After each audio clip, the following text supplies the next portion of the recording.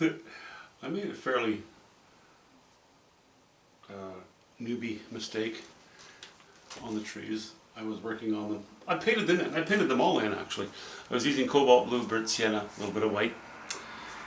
Because in certain cases it makes for a very interesting background. Not too muted. But in this case, once I put it in, put the colors in, and I stood back and looked at it, I thought, no way, it looked terrible. It looked electric, especially because the entire painting really is quite warm. Even though there's a lot of blue, we're going into mauves, right, and purples, so that warms that blue up quite a bit. So I very painstakingly scraped all the paint off, and then, you know, used the toilet paper trick, laid against the trees as fussily as I could, and then just took some burnt sienna, ultramarine blue, and turpentine, and re-washed in all of them. By next week they'll be dry enough that I can go in there with a knife again and do a better job.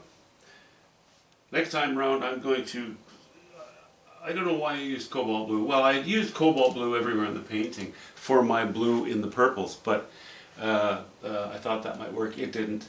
I'm going to go to ultramarine blue and a bit of burnt sienna and a hint of white. The most important thing about these trees is not each individual tree's texture, shape, where the light's catching it, what have you. Really what's most important is the fact that they are silhouettes against that backdrop. So I need to keep them darker. I also I added too much white and made them too light. So that took a bit of time, and I should have known better, but that still happens. That's how it is. And then I opted to put in some foreground rock here. You know, I was really tempted just to mix things up a little bit, just for the fun of it, try to balance things off well by having very dark slices in the water here of just showing water, but going very deep purple, you know. Nah, it wouldn't be strong enough.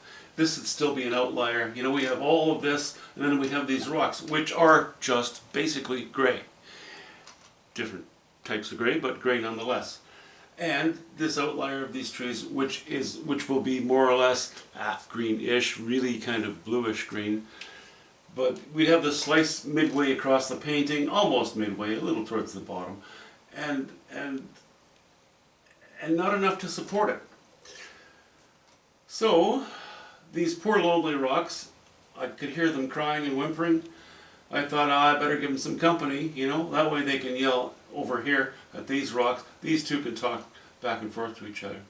I will still drop these values of these blues because I would like to get, you know, I've already made a little darker, darker, darker yet, more dark, more dark, more dark as we get towards this actual rock, which will be pretty similar in value to the dark of the blues here. But I didn't want this harsh black or dark and light value line right at the bottom of the painting, you know, within an inch and a half of the bottom of the painting. That's a no-no. That wouldn't work very well. On this side it's okay because we're up so much higher, right, that it occupies more space between this line and the bottom of the painting. Most of the space is occupied by this. And now I want the hard line because I want to show this, you know, light coming in, light coming down, and light going out. And this keeps your eye from dribbling off the bottom of the painting. It just guides it off to the right. That works well.